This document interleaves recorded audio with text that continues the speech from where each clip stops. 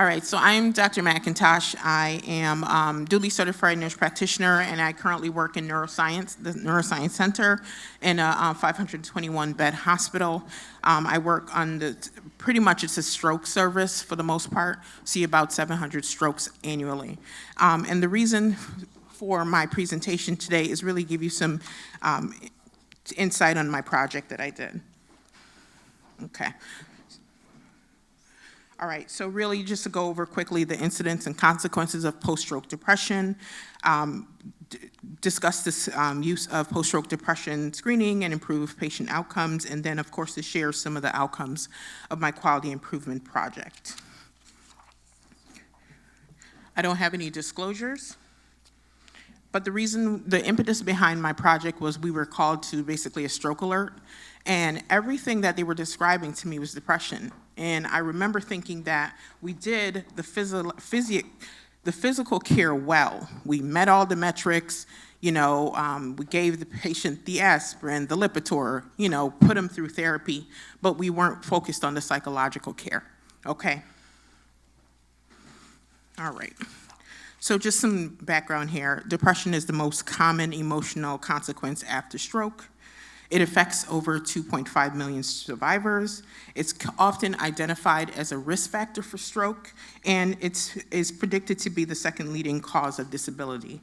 Actually, by 2020 it was. Post-stroke depression is not a new concept. It was identified by psychiatrists way back 100 years ago, and it cost about 83 billion annually. Now, the Joint Commission is really good about giving us guidelines, but what they did was, in looking for, they said basically that they recommended assessing for depression, assessing people for depression prior to discharge, but they didn't give us any recommendations on specific tools. They're like, you figure that part out. So that's what we did. Other negative consequences of post-stroke depression is the fact that increased mortality by year 10.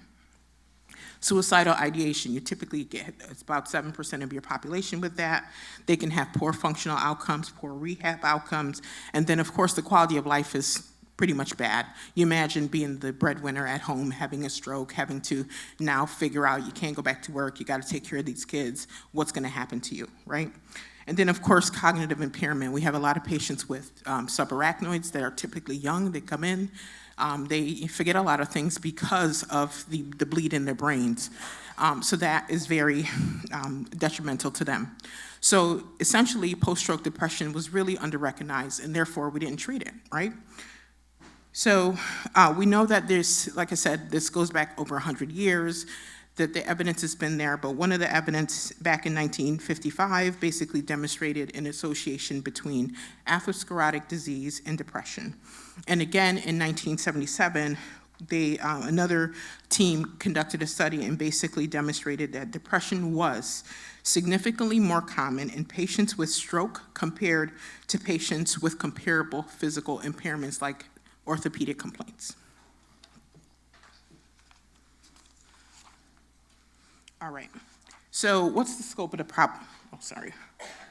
So essentially the scope of the problem is, like I said, lack of facility implemented screenings. We don't know which ones to use, which one is best, whether it's PHQ-9, whether it's Hamilton Depression Scale, we didn't know.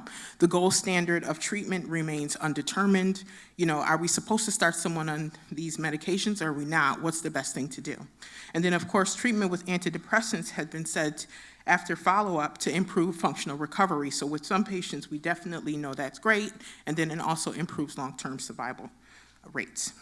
But the other piece of this is post-stroke depression can prolong the inpatient length of stay.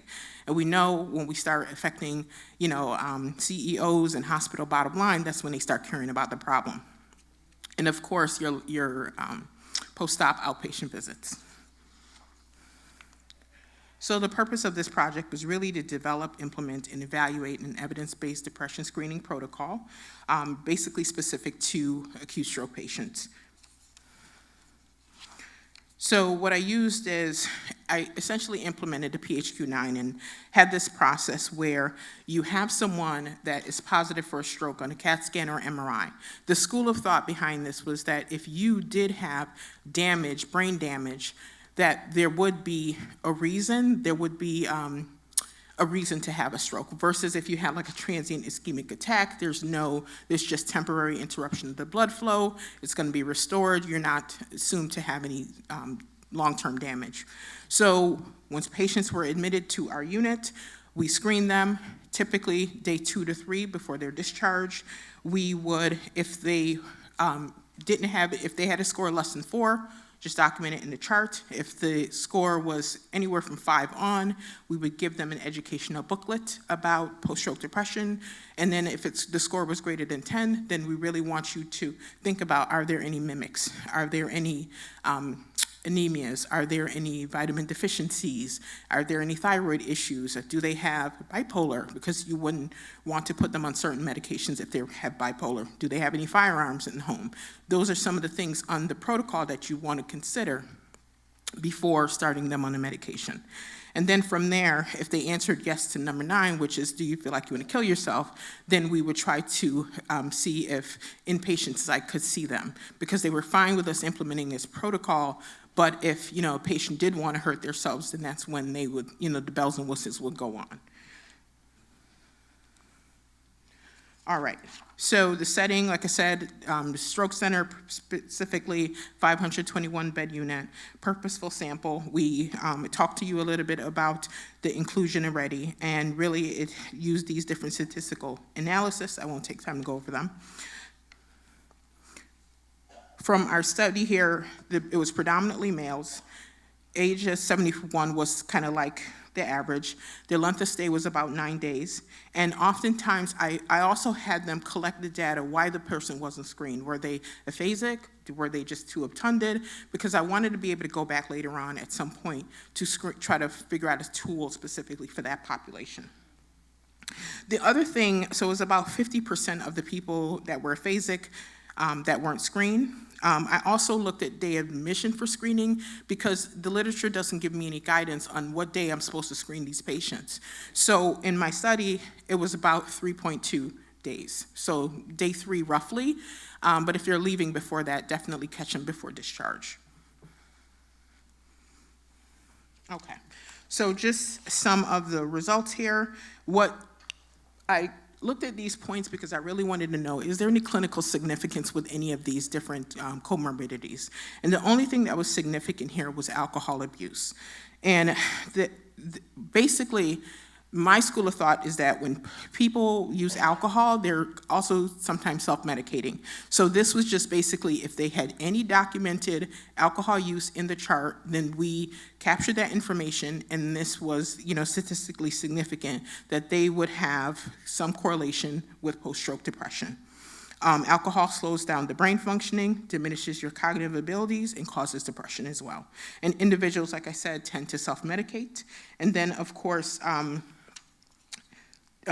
men in 1997, found that high pre-stroke alcohol intake in male only positively correlated with PSD. But that wasn't in my study. I didn't look at, break it down enough to see, okay, was it specifically male versus female? If you have any use, it was a correlation. Here I also evaluated. A lot of people were like, why would we screen the people that are already depressed? We already know they have depression. So for me, it was a matter of, okay, we still need to look at them, because if we screen them and they have higher levels of depression, maybe that means that we're undertreating them. Maybe that means that they have more acute on chronic depression. And that's what we found. Right here, when you see the moderate to severe depression, that those people that are already depressed often had higher levels of depression. So that tells me we need to really, also if they're on, we can't just leave them on that dose. We need to reevaluate if they need more, or if there's something, or if they need to be switched to a different medication. All right. And then here, we also needed to evaluate, the protocol variables. Like, if we even implement this in our busy hospital systems, are the nurses even going to do it? Are they even going to have the time? Are they going to deliver these booklets? And what we found out, or are they even going to be on any of these medications? And what we found out is, once we were implementing this, that it was statistically significant that the doctors would give medications, especially if it was documented, the nurses would give out those educational booklets, and they would more likely document. So in conclusion, basically, early diagnosis and treatment of post-stroke depression has the potential to improve outcomes. And we know that a formalized screening protocol is clinically important. It's a clinically important intervention, basically. The reason why I chose the PHQ-9 tool was because you're going to your doctor's office. I'm sure they're giving you the PHQ-9. So I figured it would be also a good objective measure to transition from inpatient to outpatient, and therefore they would have that. So when our patients got discharged from the hospital, they followed up in our stroke clinic, they re-evaluated them. This time they evaluated everybody, not just positive strokes, they also included the TIA patients as well. And that was, like I said, the objective measure that they would use. So early diagnosis and treatment, like I said, has the potential to improve short and long outcomes.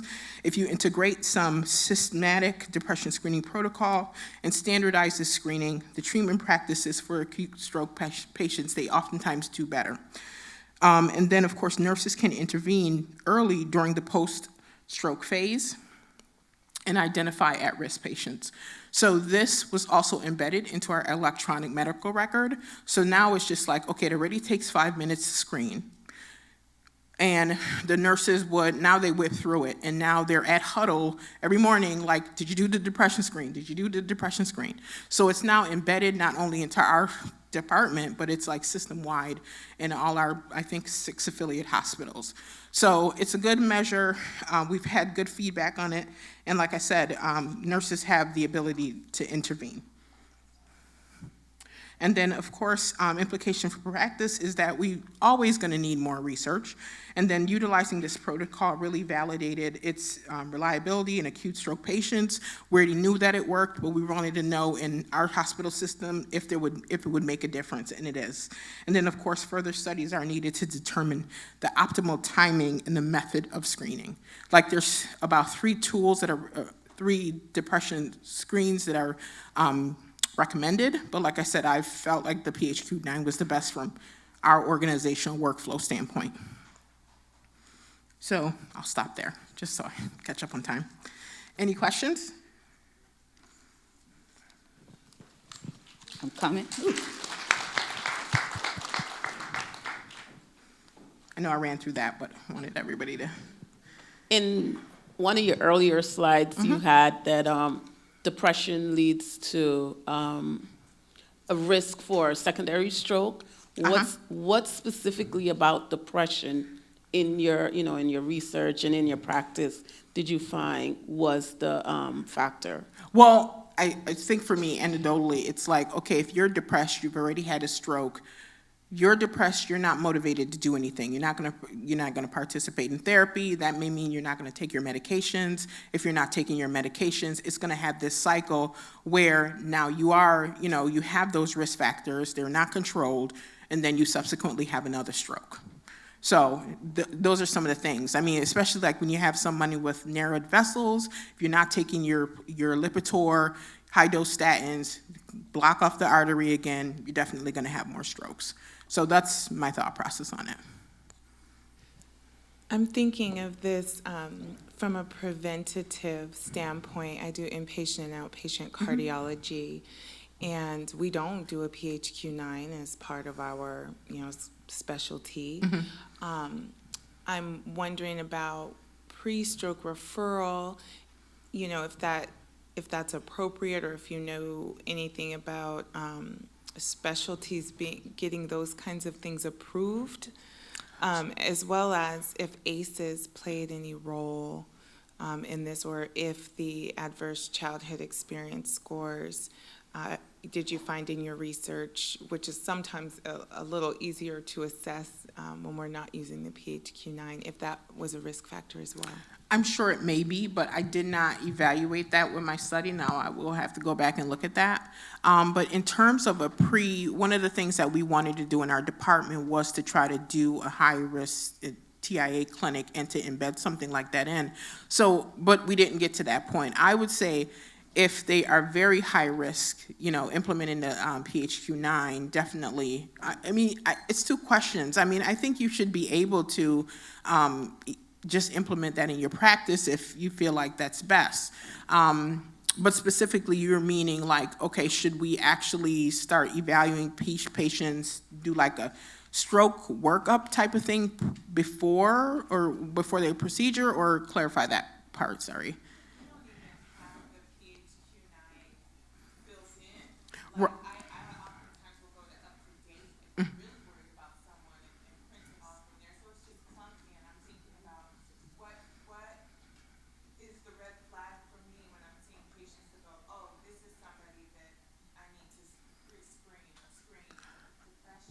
Well, I mean, if they have a lot of risk factors, I would just say maybe that's probably going to be too hard for you to figure out, okay? Because everyone presents with depression differently. So I would say maybe if you even have that form, because we put it on paper initially, it wasn't always in our EMR, maybe like they do at a doctor's office, print it out and have them do it with, whether you send it to them via their mailbox, or if they fill it out while they're in the waiting room, that's a way to just capture everybody, and then you can kind of look at those numbers and see who correlates more being depressed, and maybe that can help you streamline to say, okay, we really don't need to screen these populations of people. So that's what I would probably do, because I think initially it's just going to be a lot of undertaking and trying to figure that out. Thank you so much, Dr. McIntosh.